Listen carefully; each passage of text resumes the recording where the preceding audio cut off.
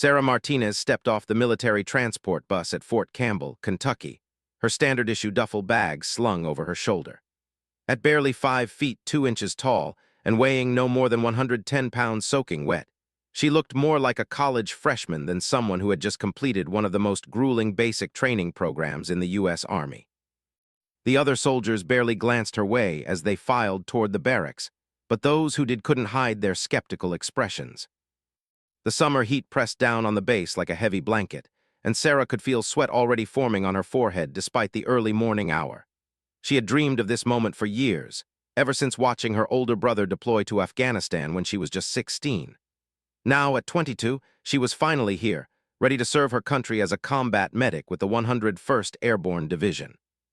Staff Sergeant James was waiting for the new arrivals outside the administrative building, his weathered face showing no emotion as he looked over the fresh batch of soldiers. When his eyes landed on Sarah, they lingered for just a moment longer than the others. She could practically hear his thoughts, another one who wouldn't last a month in the field. "Listen up, people," barked, his voice cutting through the morning air. "Welcome to the Screaming Eagles. I don't care what they told you in basic training. This is where the real work begins. You're going to be deployed to one of the most dangerous regions in the world, and every single day over there, someone's life is going to depend on your ability to do your job under pressure." Sarah stood at attention with the rest of her unit, but she noticed several of the male soldiers exchanging glances when talked about the dangers ahead. She had grown accustomed to this kind of treatment during her medical training. Despite graduating at the top of her class and proving herself repeatedly during field exercises, many of her peers still saw her as a liability waiting to happen. The first few weeks at Fort Campbell were a whirlwind of advanced combat training, weapons certification, and medical simulations. Sarah threw herself into every exercise with fierce determination, often staying late in the training facilities to practice procedures until she could perform them blindfolded.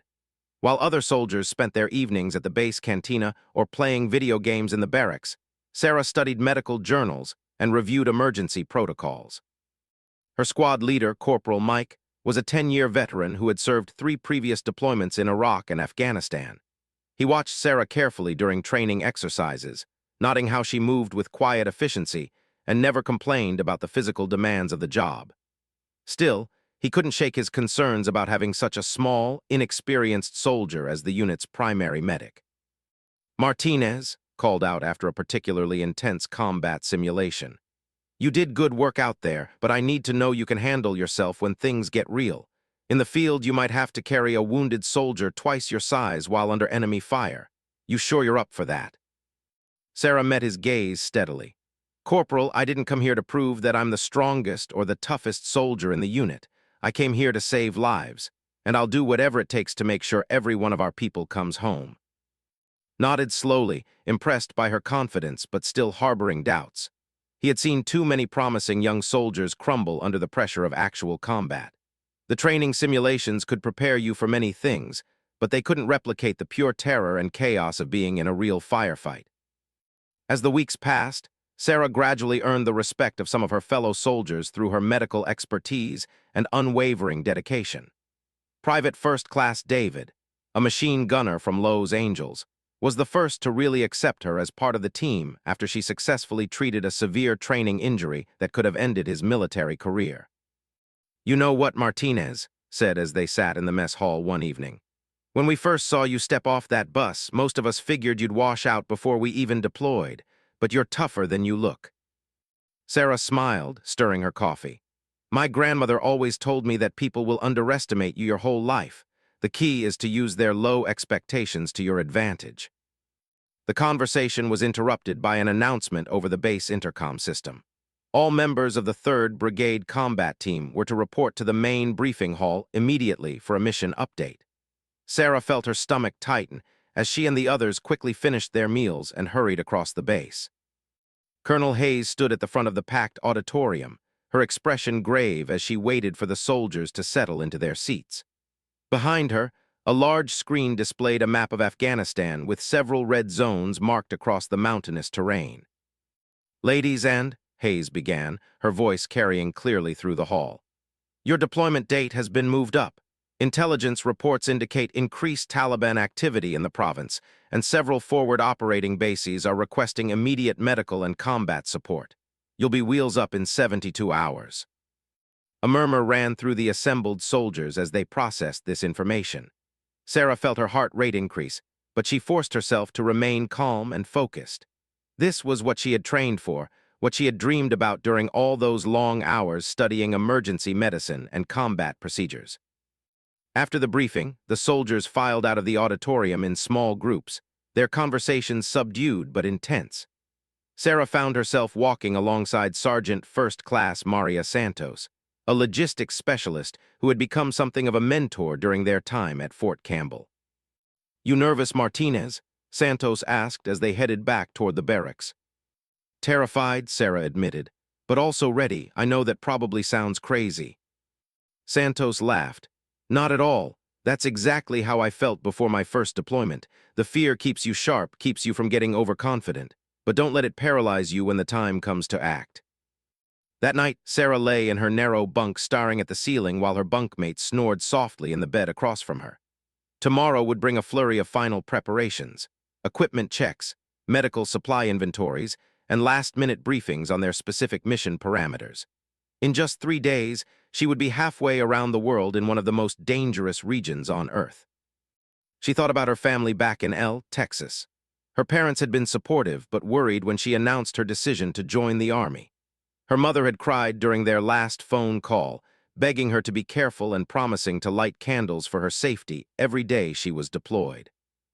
Her brother Carlos had been more practical in his advice. "Listen to your squad leader, trust your training, and don't try to be a hero," he had told her during his last visit home. "Your job is to patch people up and keep them fighting. Let the infantry guys worry about being heroes." As Sarah finally drifted off to sleep, she made a silent promise to herself and to every soldier she would soon be serving alongside. No matter what happened over there, no matter how dangerous things got or how scared she might become, she would do her job. She would save lives, and she would prove that her small stature and young appearance meant nothing compared to her determination and skill. The next morning brought a chaos of activity as the entire brigade prepared for deployment. Sarah spent hours in the medical supply depot, carefully checking and rechecking every piece of equipment that would be coming with them to Afghanistan. Bandages, morphine, emergency surgical supplies, blood-clotting agents, tourniquets, and dozens of other items that could mean the difference between life and death in the field. "You're being very thorough," observed Captain Lisa, the senior medical officer who would be overseeing all medics in the brigade. "That's good. In country, you won't have the luxury of running to a supply closet if you're missing something crucial." Sarah nodded, making notes on her checklist. "My instructors always said that preparation is the medic's best friend. I want to make sure I'm ready for anything." "You can't be ready for everything," said gently. "Combat medicine isn't like working in a hospital emergency room. Sometimes you'll have to make impossible decisions about who to treat first, or how to save someone's life with limited supplies while bullets are flying over your head. The key is to trust your training and not freeze up when things get chaotic." The final day before deployment passed in a blur of briefings, equipment loading, and goodbye calls to family members back home. Sarah spoke with her parents for nearly an hour, reassuring them that she would be careful and promising to call whenever she could. Her father, a retired police officer, reminded her that courage wasn't about not being afraid. It was about doing the right thing even when you were terrified. As she packed her personal belongings into her deployment bag that evening, Sarah included a small photo of her family and a letter from her grandmother that she had received just before leaving for basic training. Her grandmother had been a nurse during the Korean War, serving in field hospitals near the front lines. In the letter, she had written about the importance of staying calm under pressure and never giving up on a patient, no matter how hopeless things might seem. "Remember," the letter concluded, "they will look at you and see only a small girl, but you carry the strength of all the women who came before you. Use that strength to bring light into the darkest places." The morning of departure arrived gray and overcast, with a cool wind blowing across the tarmac where the transport planes were waiting. Sarah stood with her unit, her combat gear weighing heavy on her shoulders as they waited for the order to board. Around her, soldiers checked their weapons one final time and adjusted their equipment for the long flight ahead. Staff Sergeant walked down the line of soldiers, offering final words of encouragement and reminders about staying alert once they reached their destination. When he reached Sarah, he paused and looked down at her with an expression she couldn't quite read. "Martinez," he said quietly, "I know some of the guys have had their doubts about you. Hell, I've had my doubts too. But I want you to know that you've impressed me during training. Just remember that this is the real thing now. Trust your instincts, follow your training, and don't hesitate to ask for help if you need it." "Thank you, Sergeant," Sarah replied. "I won't let the team down." As the massive cargo plane lifted off from Fort Campbell and turned toward the east, Sarah pressed her face to the small window and watched Kentucky disappear beneath the clouds. Somewhere ahead lay Afghanistan, a country she had studied extensively but never seen, where she would soon be tested in ways that no training exercise could fully prepare her for. The soldier sitting next to her, a young engineer from Michigan named, noticed her looking out the window. "First deployment?" he asked. "Yeah," Sarah admitted. "You?" "Third," said with a grin. "Don't worry, the first one's always the scariest. After that, it's just another job." Sarah wasn't entirely convinced it would ever feel like just another job, but she appreciated his attempt at reassurance. As the hours passed and they flew over the Atlantic Ocean toward an uncertain future, she reminded herself of all the reasons she had chosen this path. Every life she might save, every wounded soldier she could patch up and send home to their family, every small difference she might make in the world, it would all be worth it. She had no way of knowing that within 6 months, her name would be known throughout the entire Afghan theater of operations, or that she would face situations that would test not just her medical skills, but her courage in ways she could never have imagined. All she knew was that she was ready to serve, ready to prove herself, and determined to honor the trust that her fellow soldiers were placing in her hands. The plane continued its journey eastward through the night, carrying Sarah Martinez toward a destiny that would transform her from the rookie who looked too small for combat into a legend whose courage would inspire soldiers for years to come. The helicopter touched down at Forward Operating Base Chapman in a cloud of dust and diesel fumes, the rotor wash sending loose gravel flying in every direction. Sarah ducked her head and ran toward the nearest building, her medical bag bouncing against her hip as she followed the rest of her squad across the landing zone. The mountains of eastern Afghanistan rose like ancient guardians around the base, their peaks still capped with snow despite the desert heat that shimmered off the concrete barriers and sandbag fortifications. Captain was waiting for them at the medical facility, a converted shipping container that had been transformed into a basic field hospital. The interior was cramped but efficiently organized, with surgical equipment, medicine supplies, and communication gear packed into every available space. 2 narrow beds occupied most of the floor area, with barely enough room for a medic to move between them. "Welcome to paradise," said with dry humor as she showed Sarah around the facility. "This is where you'll be working when you're not out on patrol. We average about 3 casualties per week, everything from IED injuries to sniper wounds to heat exhaustion. The nearest full surgical facility is a 40-minute helicopter ride away, which means you'll often be the difference between life and death for these soldiers." Sarah nodded, already mentally cataloging the available supplies and thinking about how she would organize them for maximum efficiency. The reality of her situation was beginning to sink in. Back at Fort Campbell, emergency scenarios had been training exercises with predetermined outcomes. Here, every decision she made could determine whether a fellow soldier went home to their family or came home in a flag-draped coffin. Her first week at Chapman passed quietly, with only minor injuries to treat. A sprained ankle from someone who tripped over loose rocks, a case of food poisoning from questionable local cuisine, and several soldiers suffering from dehydration during particularly hot days. Sarah began to feel more comfortable with the rhythm of base life and the personalities of the soldiers she was serving alongside. Corporal had been assigned as her squad leader for patrol duties, and despite his initial reservations about her capabilities, he was beginning to appreciate her thorough approach to medical preparation. Before each mission, Sarah would spend hours reviewing the planned route, identifying potential evacuation points, and making sure she had the right mix of medical supplies for the specific risks they might encounter. "You know, Martinez," said as they prepared for their 5th patrol, "some of the guys have started calling you Doc already. That's usually a title you have to earn over here." Sarah smiled as she secured her medical pack. "I just want to make sure I'm ready for whatever happens out there. My instructors always said that the best medic is the one who thinks 3 steps ahead of everyone else. The patrol that morning was routine by Chapman standards. A convoy of 3 armored vehicles traveling to a nearby village to meet with local leaders and assess security conditions. Sarah rode in the middle vehicle, positioned where she could quickly reach any wounded soldiers in the convoy if they encountered trouble. The landscape outside the vehicle windows was harsh and beautiful, with rocky hills stretching toward distant mountain peaks under a brilliant blue sky. Private, the machine gunner who had befriended Sarah back at Fort Campbell, was manning the weapon mounted on their vehicle's roof. Through the intercom system, she could hear him providing regular updates on terrain features and potential threat areas as they moved along the dusty road.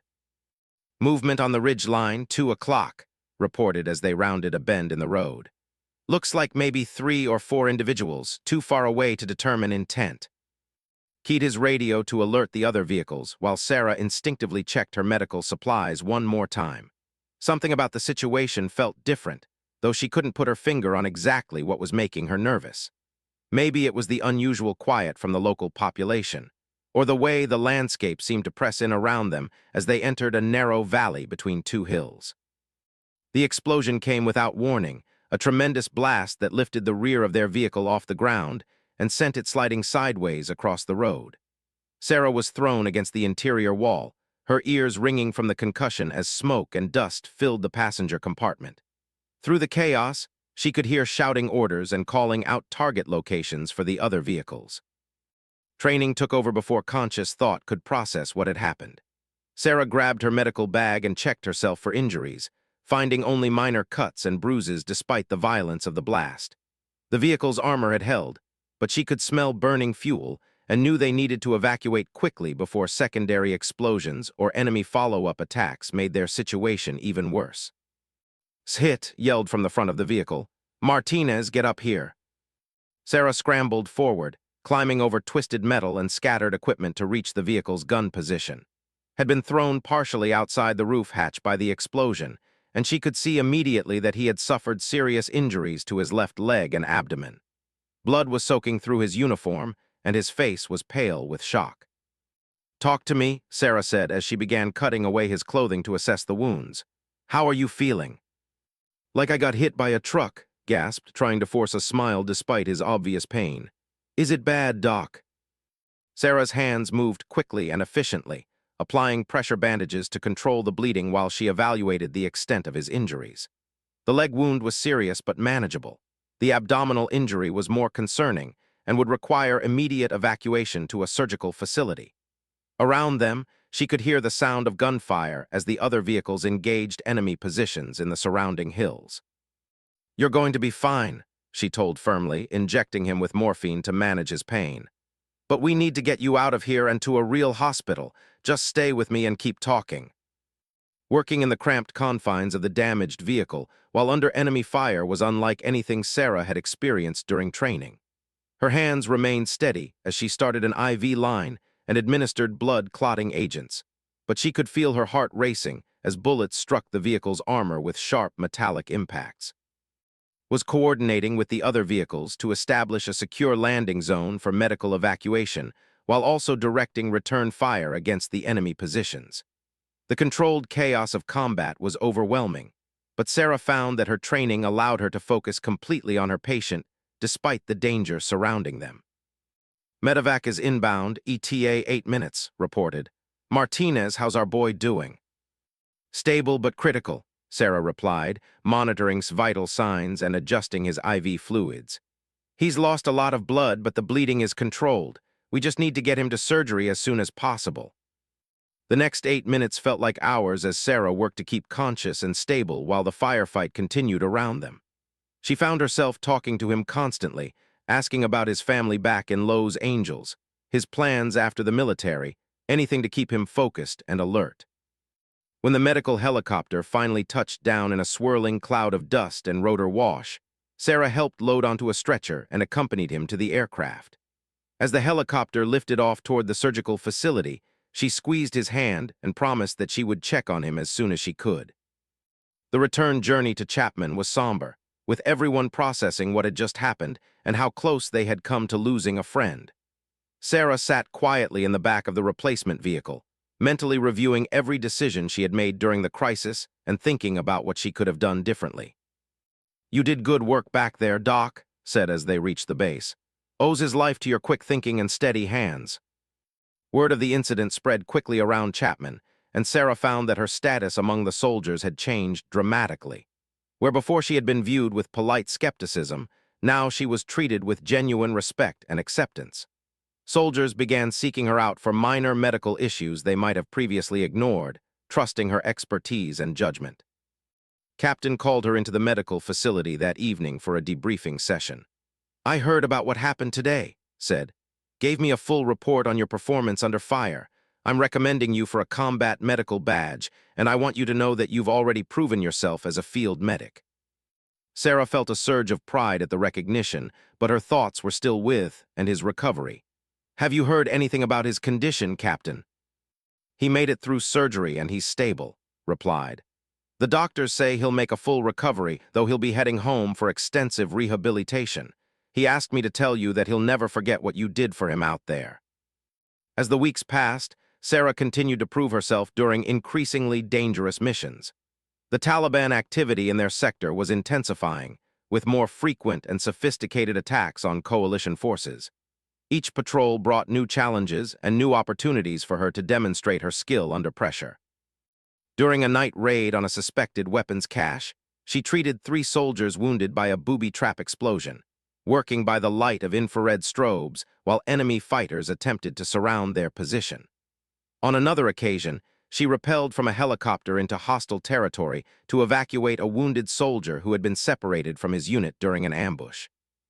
Her reputation began to spread beyond Chapman to other bases in the region. Soldiers would specifically request her presence on high-risk missions, trusting her ability to keep them alive if things went wrong. The nickname, Angel, started appearing in radio communications, a reference to her seemingly miraculous ability to appear wherever she was needed most desperately.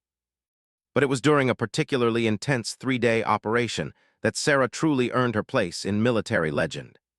Intelligence reports had indicated a major Taliban commander was planning a large-scale attack on coalition forces, and multiple bases had coordinated a sweep operation to disrupt the enemy's preparations. Sarah was assigned to accompany a special operations team tasked with capturing or eliminating high-value targets in a remote mountain village. The mission was expected to be dangerous, with heavy enemy resistance anticipated, but intelligence suggested it was crucial to preventing a devastating attack on coalition installations. The helicopter insertion went smoothly, with the team landing several kilometers from their target and moving through the mountainous terrain under cover of darkness. Sarah carried a reduced medical load to allow for greater mobility, but she had carefully selected supplies that would allow her to treat the most likely combat injuries they might encounter. As dawn approached, the team reached observation positions overlooking the target village.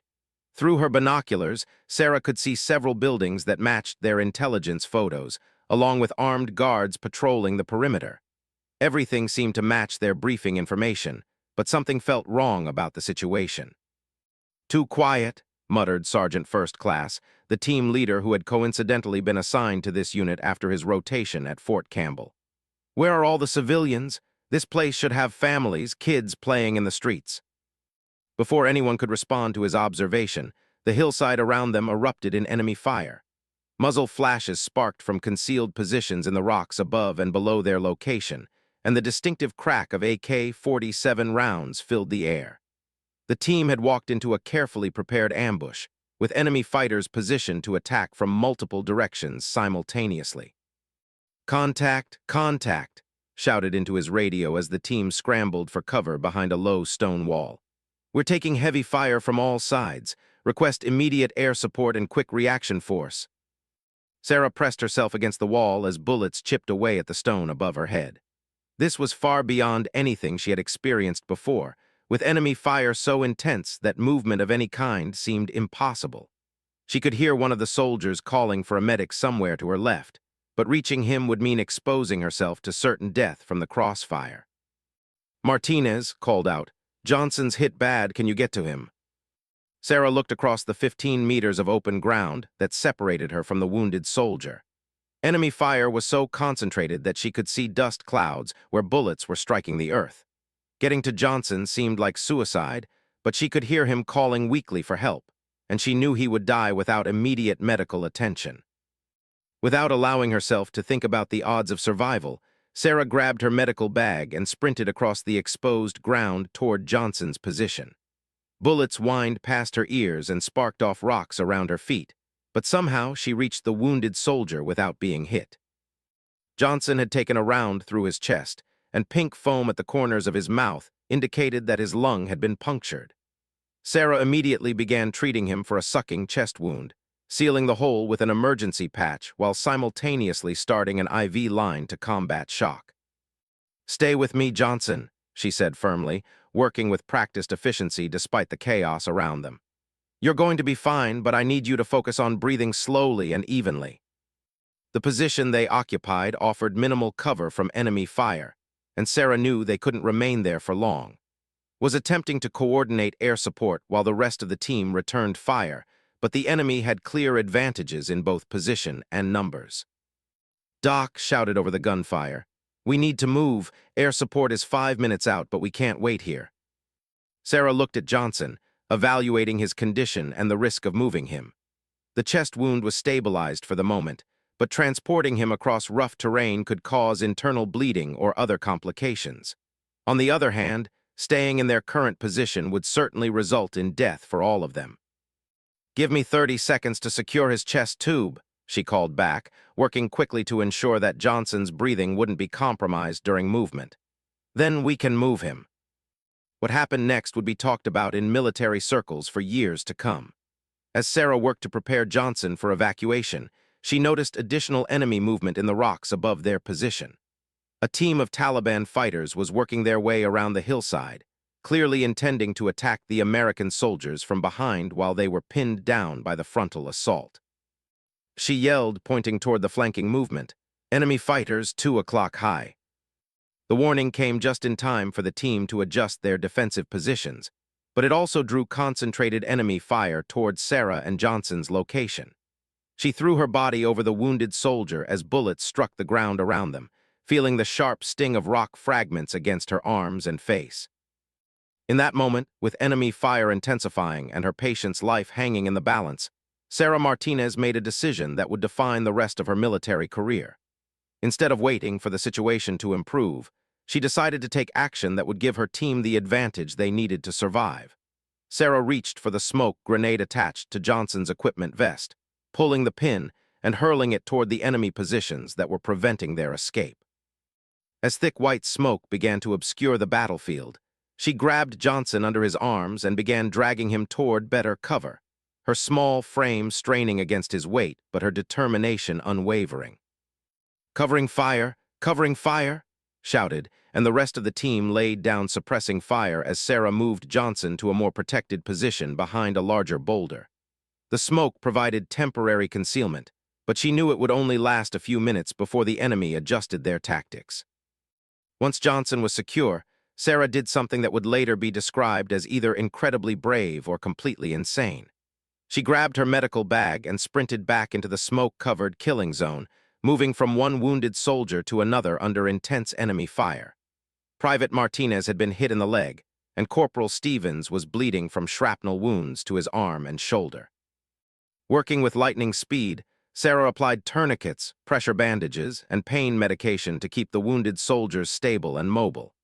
Each time she moved to a new position, enemy bullets tracked her movement, but the combination of smoke cover and her small size made her a difficult target to hit accurately. "Doc, get back to cover," ordered as he spotted her moving between positions. "That's an order." "Almost finished," Sarah called back, applying a hemostatic agent to Stephen's arm wound. "Everyone will be mobile in 30 seconds. The sound of approaching helicopters filled the air as air support finally arrived, but Sarah knew the enemy fighters would likely retreat into the mountains before the aircraft could effectively engage them. Their window of opportunity for escape was closing rapidly, and several members of the team were too badly wounded to move quickly without assistance. Sarah made a decision that would haunt her dreams for years to come, but which she knew was necessary to save lives. She instructed the most seriously wounded soldiers to remain in place, while she and the more mobile team members created a diversion to draw enemy fire away from the casualty collection point. "I need you to trust me," she said as she checked her rifle and prepared to move. "Take Johnson and Stevens to the extraction point. I'm going to keep the enemy busy until the helicopters can suppress their positions." "Absolutely not," replied firmly. "You're a medic, not an assault soldier. Your job is to treat the wounded, not engage the enemy." Sarah looked at him with an expression of absolute determination. "My job is to make sure all of these soldiers go home alive. Sometimes that means thinking outside the traditional role of a medic." Before could stop her, Sarah had moved out from behind their cover and begun advancing toward the enemy positions, firing carefully aimed shots while calling out target locations for the incoming air support. Her actions drew immediate attention from the Taliban fighters, who shifted their fire away from the wounded soldiers and concentrated on this new threat. The next few minutes were a blur of movement, gunfire, and radio communications as Sarah maneuvered through the rocky terrain, always staying one step ahead of the enemy while directing helicopter gun runs against their positions. She had never been trained for this type of combat role, but her medical background had taught her to think quickly under pressure and make split-second decisions that could mean the difference between life and death. A bullet grazed her left shoulder, spinning her around and sending her rifle clattering across the rocks. For a moment, she was stunned by the impact and the burning sensation spreading down her arm. But when she saw an enemy fighter emerging from cover to advance on her position, she drew her sidearm and engaged him with 3 quick shots, dropping him before he could get within grenade range. "Angel is hit! Angel is hit!" came the radio call from one of her teammates who had witnessed the engagement. "Need immediate extraction to her position." Sarah keyed her radio with her good arm, trying to keep her voice steady despite the pain and adrenaline coursing through her system. "I'm mobile and still in the fight. Continue the mission." The helicopter gun runs had scattered the enemy fighters, but Sarah knew they would regroup and continue the attack once the aircraft had to return to base for fuel and ammunition. The only way to ensure the team's survival was to reach the extraction point before the enemy could organize another coordinated assault. Moving as quickly as her wounded shoulder would allow, Sarah began working her way back toward the rest of the team. She could see, and 2 other soldiers carrying Johnson and Stevens toward a small clearing where the medical evacuation helicopter would be able to land. But enemy fighters were already moving to intercept them, and it was clear they wouldn't reach safety without intervention. Sarah found herself in a position she had never expected to face as a combat medic. She could either follow her training and focus on treating the wounded, or she could use her tactical position to engage the enemy and protect her fellow soldiers. The choice was clear, even if it meant abandoning traditional medic protocols. Using her knowledge of combat medicine and human anatomy, Sarah began engaging enemy fighters with precision shots that were designed to incapacitate rather than kill. Her medical training had given her an intimate understanding of where to place shots for maximum effectiveness while minimizing the risk of fatal wounds. It was an unconventional approach to combat, but it proved devastatingly effective. The combination of air support, Sarah's flanking action, and the team's defensive fire finally broke the enemy attack. The Taliban fighters began withdrawing into the mountains, carrying their wounded and leaving behind several weapons and pieces of equipment. The immediate threat was over, but Sarah knew they needed to evacuate quickly before enemy reinforcements could arrive. The medical evacuation helicopter touched down in the clearing as Sarah reached the casualty collection point, her shoulder wound bleeding steadily, but not enough to prevent her from continuing to function. She helped load the wounded soldiers aboard the aircraft, conducting final medical checks to ensure they were stable for the flight to the surgical facility. "You need to get on that helicopter too, Doc," said as he noticed the blood soaking through her uniform. "That shoulder needs proper medical attention." Sarah shook her head firmly. "Johnson and Stevens need a medic with them during transport. I can wait for the next flight." As the helicopter lifted off with the wounded soldiers, Sarah finally allowed herself to sit down and properly assess her own injury. The bullet had passed through muscle tissue without hitting bone or major blood vessels, painful but not life-threatening. She applied a pressure bandage and took some pain medication from her kit, then prepared to wait for extraction. The next helicopter arrived 20 minutes later, carrying a quick reaction force sent to reinforce their position and investigate the enemy stronghold they had discovered. As Sarah climbed aboard for the flight back to Chapman, she was surprised to see Captain waiting for her with a concerned expression. "I heard about what happened up there," said as she began examining Sarah's shoulder wound. "Gave me his initial report, and I have to say that what you did today goes far beyond the call of duty for a combat medic." Sarah winced as cleaned and redressed the wound. "I just did what seemed necessary to keep everyone alive, Captain. Isn't that what we're supposed to do?" "Yes, but usually not by engaging enemy positions in single combat," replied with a mixture of admiration and concern. "You saved multiple lives today, Martinez, but you also took risks that could have gotten you killed. I need to know that you understand the difference between heroism and recklessness." The question stayed with Sarah during the weeks of recovery that followed. Her shoulder healed quickly, allowing her to return to full duty within a month, but the experience had changed something fundamental about how she approached her role as a combat medic. She had discovered capabilities within herself that she hadn't known existed, but she had also learned how thin the line could be between saving lives and losing them. News of the mountain engagement spread throughout the Afghan theater of operations, enhanced by stories from the soldiers whose lives Sarah had saved. The nickname Angel became more widespread, appearing in official reports and casualty evaluations from multiple bases. Requests began coming in for her to be assigned to high-risk missions, where her unique combination of medical expertise and combat effectiveness would be most valuable. Over the next 8 months, Sarah participated in dozens of operations that would test her skills and courage in ways she had never imagined. She treated victims of roadside bombs while under sniper fire, evacuated wounded soldiers from crashed helicopters in hostile territory, and provided emergency surgery in forward positions where no proper medical facilities existed. Each mission added to her growing reputation, but also took a physical and emotional toll that she struggled to process. The first Purple Heart came after she was wounded by shrapnel while treating casualties from a mortar attack on Chapman. The second followed an incident where she was shot in the leg while evacuating wounded soldiers from an ambush. By the time she received her third Purple Heart, after being injured in a vehicle explosion while rushing to treat casualties from a suicide bombing, Sarah had become something of a legend among the soldiers serving in eastern Afghanistan. But it was during her final month in country that Sarah would face her greatest challenge and earn the recognition that would define her military career for years to come. Intelligence reports indicated that a major Taliban offensive was being planned against several coalition bases simultaneously, with the goal of overrunning at least one facility and capturing or killing large numbers of American soldiers. Sarah was assigned to a rapid response team tasked with reinforcing bases that came under attack during the expected offensive. When the attack finally came, it was larger and more coordinated than anyone had anticipated, with multiple bases reporting simultaneous assaults by hundreds of enemy fighters supported by rockets and mortars. The call for help came from a remote outpost called Firebase Delta, where a company of infantry soldiers was under siege by a force estimated at more than 300 Taliban fighters. The base's regular medic had been killed in the initial assault, and they had multiple casualties who would die without immediate medical intervention. Sarah's helicopter approached Firebase Delta through intense anti-aircraft fire, the aircraft shaking from near misses as the pilot maneuvered toward the landing zone.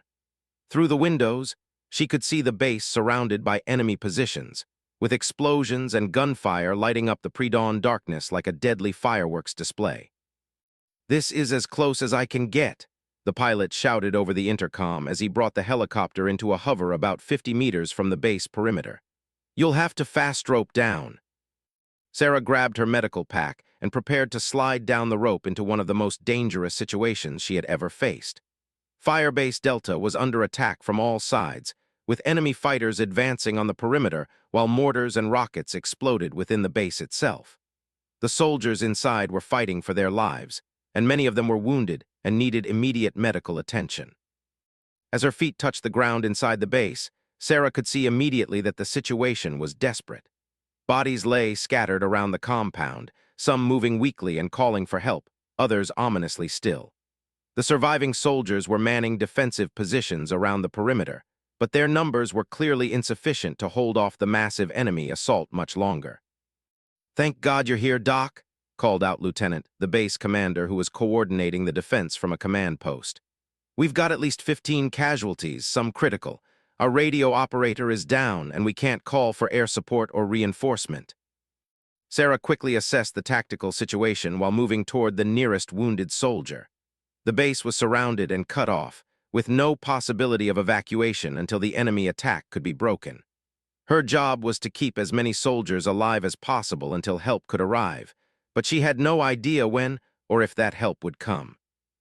Working under constant enemy fire, Sarah began moving from casualty to casualty, providing emergency treatment while explosions shook the ground around her. She treated sucking chest wounds, applied tourniquets to severed limbs, and administered pain medication to soldiers who were beyond her ability to save, but deserved to die with dignity. The fourth Purple Heart came when a mortar round exploded near the aid station she had established, sending shrapnel into her back and legs. Despite her injuries, she continued treating wounded soldiers while her own blood soaked through her uniform. The fifth Purple Heart was earned an hour later when she was shot in the arm while dragging a wounded soldier to safety during an enemy assault on the perimeter. As dawn approached, Sarah found herself in command of the base's medical response despite being wounded herself.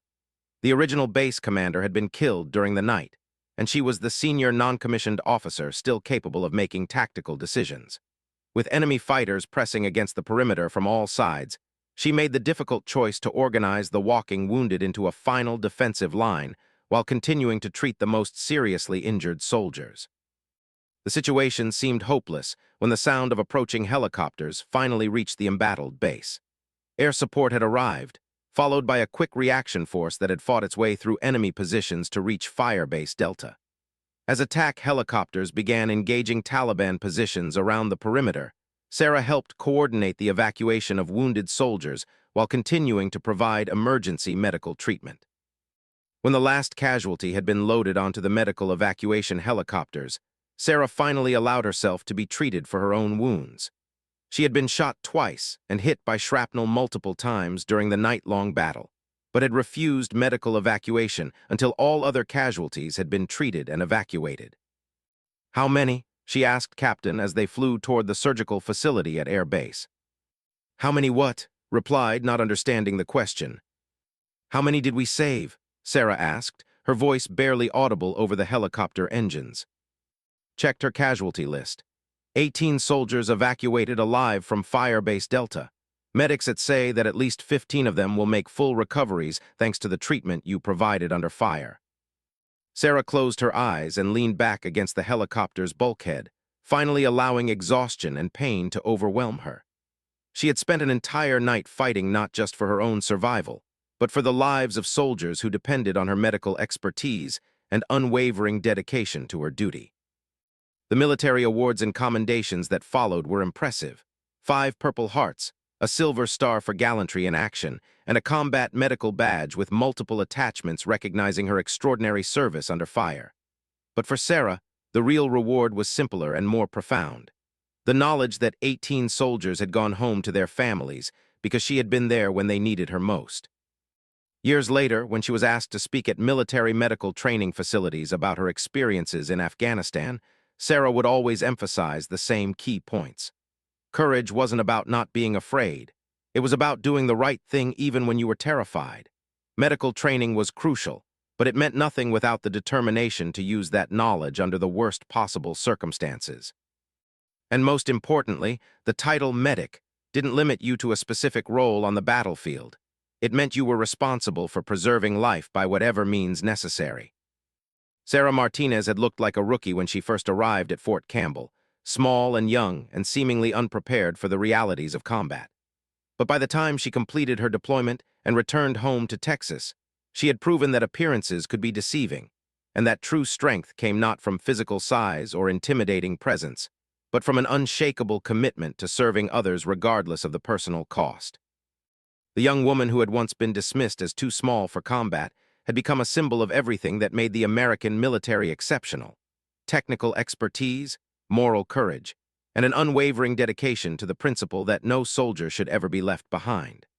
Her 5 Purple Hearts told the story of someone who had repeatedly put herself in harm's way to save others, and her legend would inspire a new generation of combat medics to follow in her footsteps. But perhaps most importantly, Sarah Martinez had proven that heroism came in many forms, and that sometimes the most unlikely people could rise to meet the greatest challenges when duty and conscience demanded nothing less than their absolute best.